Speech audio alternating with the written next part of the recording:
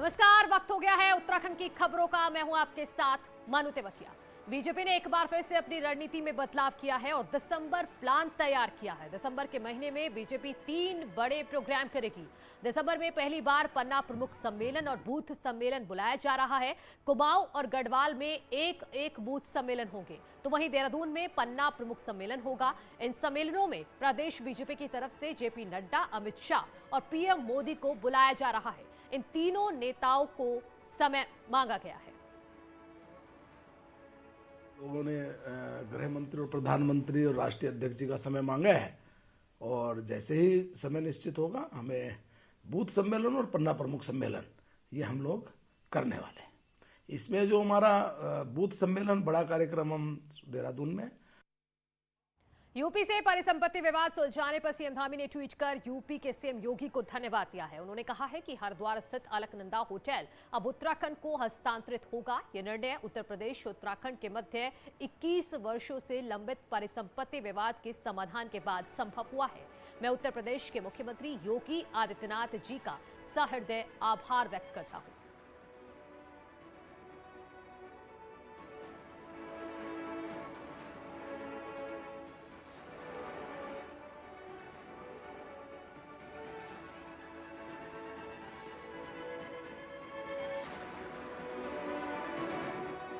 2022 चुनाव को लेकर सियासी पार्टियों की तैयारियां जबरदस्त चल रही हैं। जन आशीर्वाद यात्रा निकालने के बाद बीजेपी अब 6 दिसंबर से 25 दिसंबर तक विजय संकल्प रैली निकालने जा रही है, तो वहीं दिसंबर फर्स्ट वीक से ही कांग्रेस भी अपनी परिवर्तन रैली का अगला फेज शुरू करने जा रही है। बीजेपी की इन रैलियों में राज्य सरकार के मंत्रियों के साथ ही केंद्रीय नेता भी मौजूद रहेंगे। दूसरी ओर कांग्रेस भी अब पहाड़ों में परिवर्तन यात्रा निकालने जा रही है। भारतीय जनता पार्टी विजय संकल्प रैली 6 दिसंबर से लेकर के 25 दिसंबर तक निकालेगी।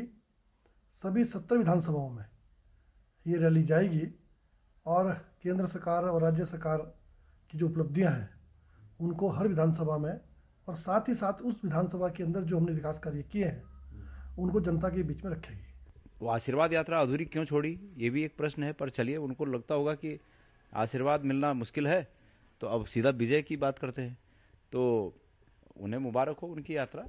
जहाँ तक कांग्रेस का प्रश्न है, हमने परिवर्तन यात्रा हम मैदानी क्षेत्रों में पूरी कर ली हैं और अब आने वाले दिसंबर के पहले सप्ताह से हम पहाड़ों में परिवर्तन यात्रा का आगाज शुरू करेंगे। चमोली के कल्पक्षेत उर्गम घाटी के लोगों ने सीएम धामी से मुलाकात की और मुख्यमंत्री से मिलकर इलाके की समस्याओं के बारे में जानकारी दी। सीएम ने सभी समस्याओं का जल्द से जल्द समाधान करने का भरोसा दिया है।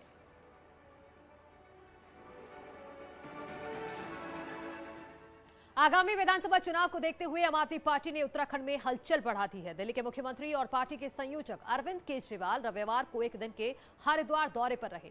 इस दौरान अरविंद केजरीवाल ने हरिद्वार की नगर विधानसभा क्षेत्र में एक जोरदार रोड शो किया। रोड शो परशुराम चौक से शंकर आश्रम चौक तक लगभग 1 किलोमीटर तक का था। केजरीवाल के रोड शो में पार्टी कार्यकर्ताओं के साथ हजारों लोग शामिल हुए। केजरीवाल के इस रोड शो को हरिद्वार में पार्टी के शक्ति प्रदर्शन के तौर पर देखा जा रहा है।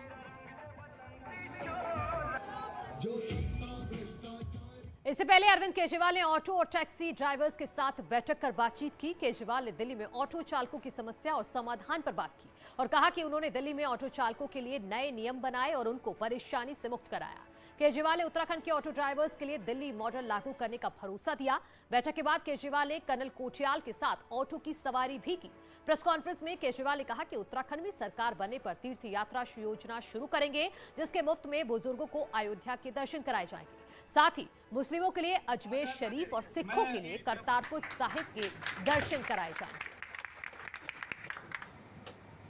आज आप दिल्ली चले जाओ, अब दिल्ली में कोई ऑटो वाला, कोई दिल्ली की जनता ऑटो वालों के लिए कुछ बुरा भला नहीं कहती। ऑटो वाला दिल्ली के लोगों को प्यार करता है, उनको इज्जत देता है और दिल्ली की जनता ऑटो वालों को इज्जत देती है। सारे मीटर से चलते हैं, सारे अच्छा चलते हैं, सारे ईमानदारी से कमाते हैं। क्यों? हमने सारा सिस्टम बदल दिया ऑटो का। जितने उलट सुलट कानून इन्होंने बना रखे थे जिसकी वजह से इनसे पैसे लिए जाते थे, वो सारे कानून बदल दिए, सारा सिस्टम ठीक कर दिया।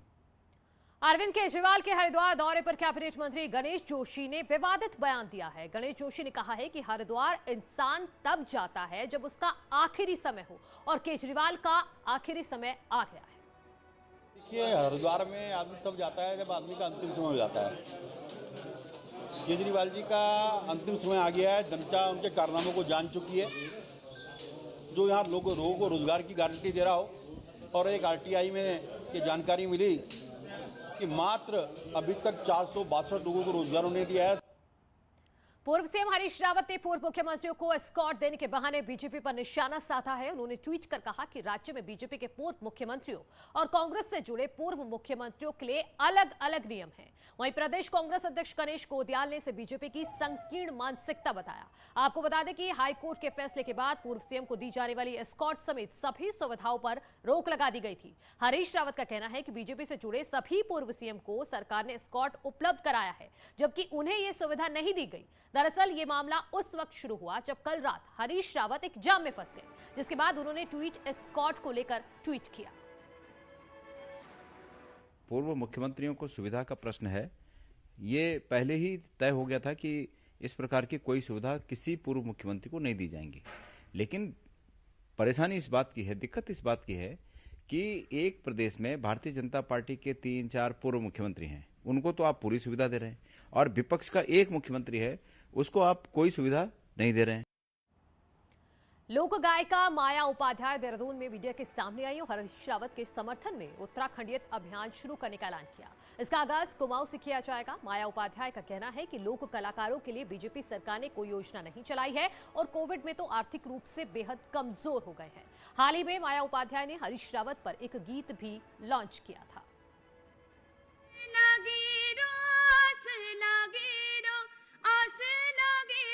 उत्तराखंड सारा हरदा हमारा आला दोबारा, हरदा हमारा आला दोबारा।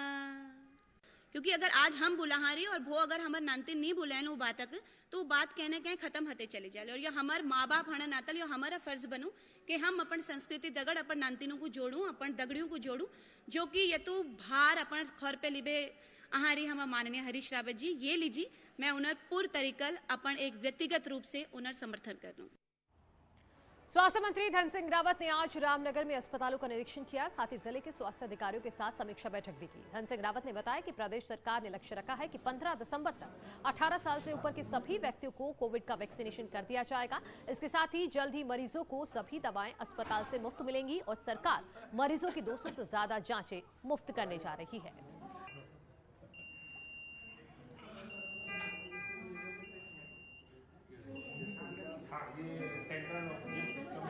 दवाइयों के लिए भी अब सरकार ने कर दिया है कि हम लोग एक तो जो हॉस्पिटलों में जेनरिक दवाइयाँ हैं वो मरीजों को उपलब्ध की जाएंगी, और अब सरकार ने घोषणा कर दी कि हर हॉस्पिटल में अब फ्री की दवाइयाँ मिलेंगी। साल 2018 में कुलगाम में आतंकियों से मुठभेड़ में शहीद हुए दीपक नैनवाल की पत्नी ज्योति नैनवाल अब अपने पति की राह पर हैं।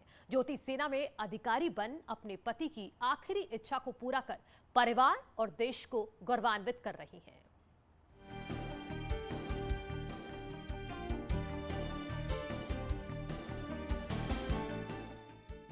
कहते हैं जहां चाह वहां राह। शहीद दीपक नैनवाल का परिवार ताउम्र अपने बेटे की शहादत को याद रखेगा, लेकिन इस परिवार के लिए उनकी बहू किसी मिसाल से कम नहीं है। ज्योति नैनवाल ने चेन्नई से ओटीए की ट्रेनिंग पास कर ली है, अब वो सेना में लेफ्टिनेंट बन गई हैं। ज्योति जब रविवार को अपने घर लौटी तो परिवार की खुशी का ठिकाना नहीं था। वो बताती हैं कि दोनों बच्चों से दूर रहना और ट्रेनिंग को सकुशल करना सिर्फ अपने शहीद पति की यादों के बल पर ही मुमकिन हो पाया। वहीं बच्चे भी मां को वर्दी में देखकर खासे खुश हैं। मेरे को ऐसा लगता है कि इनके जाने के बाद हम सबका देखने का नज़रिया एक चेंज हो गया है। अब हम हर कोई देश के लिए सर्व करना चाहते हैं। सर्व तो हम पहले भी करते थे, क्योंकि अगर आप एक्टिव मेंबर नहीं हो इंडियन आर्मी के, तो भी हम कहीं ना कहीं एज अ रिस्पॉन्सिबल सिटीजन हम सर्व करते हैं। एडमी कंपनी देयर वाज अ भैया, he said me that your mother works very nice, she is a Veernari, and when everybody call my mother Veernari। ज्योति के ससुर को अपनी बहू पर नाज है। वो खुद सेना से रिटायर्ड हैं और कहते हैं कि कठिन ट्रेनिंग को पार करना आसान नहीं है, लेकिन ज्योति ने दीपक के सपने को साकार किया। दीपक ने बोला था जाने से पहले कि ज्योति मेरा नाम रखना, नाम कमाना। तो ज्योति ने बहुत संघर्ष किया, एक रॉक की तरह खड़ी रही, धैर्य रखा। देश की रक्षा में जवान अपनी जान की बाजी लगा देते हैं, लेकिन ज्योति जैसी कई वीर नारियों ने साबित किया है कि दुश्मन से बदला लेने के लिए वो भी पीछे नहीं है। न्यूज़ 18 के लिए देहरादून से भारती सकलानी की रिपोर्ट। आगे बढ़ते हैं। फ्लैट्स के नाम पर लोगों से करोड़ों रुपए लेकर विदेशी फरार हुए आरोपी पुष्पांजलि बिल्डर्स दीपक मित्तल और उनकी पत्नी को देश में लाने की कोशिशें चल रही हैं। देहरादून पुलिस ने अब रेड कॉर्नर नोटिस जारी करने के लिए संबंधित एजेंसियों से संपर्क साधा है। बताया जा रहा है कि पुलिस ने इस मामले में राज्य और देश की टॉप एजेंसियों से मदद मांगी है। आपको बता दें कि देहरादून में पुष्पांजलि रियल एस्टेट प्रोजेक्ट में हुए फर्जीवाड़े में करीब 80 लोगों के पैसे लगे हैं, जिन्होंने घर के नाम पर लाखों रुपए जमा किए थे। अब उन्हें ना तो घर मिला और ना ही कोई पैसा।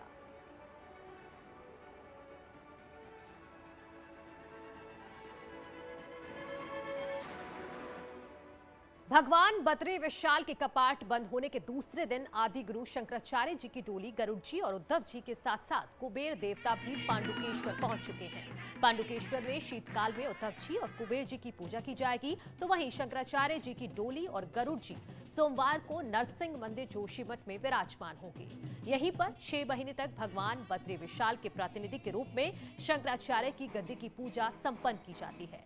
डोली के पांडुकेश्वर पहुंचने पर स्थानीय महिलाओं ने डोली का भव्य स्वागत किया और पारंपरिक गीत गाए।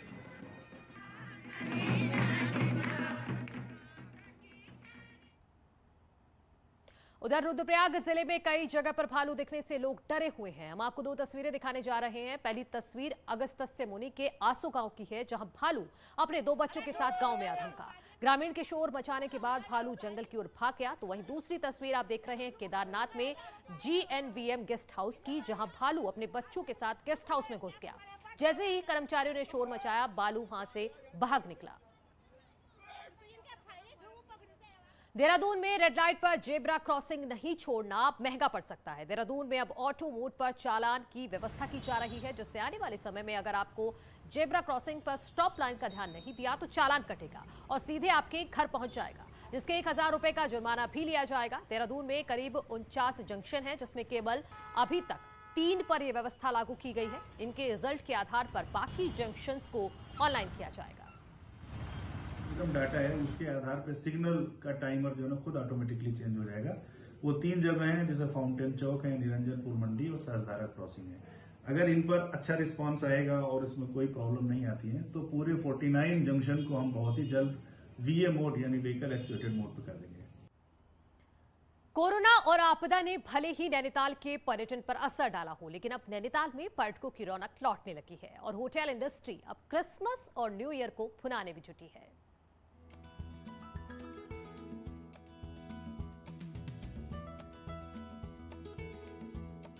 आपदा के बाद अब नैनीताल में क्रिसमस और न्यू ईयर की तैयारियां शुरू हो गई हैं। इस इवेंट को खास बनाने के लिए होटलों में इन दिनों केक मिक्सिंग सेरेमनी चल रही है। काजू, अखरोट, किशमिश जैसे ड्राई फ्रूट्स के साथ वाइन और रम को मिलाकर क्रिसमस केक तैयार किया जाने लगा है, जिसे लेकर कारोबारियों में काफी उत्साह है।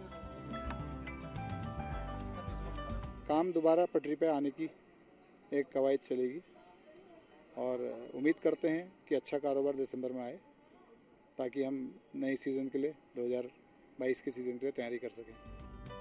कोरोना के बाद नैनीताल के टूरिज्म इंडस्ट्री पर आपदा का असर जरूर पड़ा, लेकिन अब सरोवर नगरी धीरे धीरे पर्यटकों से गुलजार होने लगी है। क्रिसमस और न्यू ईयर को लेकर विशेष पैकेजेस भी दिए जा रहे हैं। सर, पर्यटकों को कम से कम रेट्स में अच्छी से अच्छी सुविधाएं देने का हम लोगों का प्रॉमिस रहता है। हम लोग विद ब्रेकफास्ट, लंच, डिनर तीनों मील के साथ अच्छे से अच्छे पैकेजेस दे रहे हैं और भी बहुत सी सुविधाएं दे रहे हैं, जिसकी वजह से गेस्ट अट्रैक्ट होकर हम नैनीताल और पंगूट की तरफ अट्रैक्ट हों। क्रिसमस और न्यू ईयर पर तो पहाड़ में वैसे ही रौनक रहती है, लेकिन बीते 2 सालों से वो रौनक नहीं रही। इस बार पर्यटकों के लिए कारोबारियों ने पैकेज तैयार किए हैं। कई तरह से ऑफर भी दिए जा रहे हैं, जिससे अधिक से अधिक संख्या में पर्यटकों को आकर्षित किया जा सके। नैनीताल से न्यूज़ 18 के लिए वीरेंद्र बिष्ट की रिपोर्ट। और यहाँ रुक रहे हैं एक छोटे से ब्रेक के लिए, जल्द लौट रहे हैं।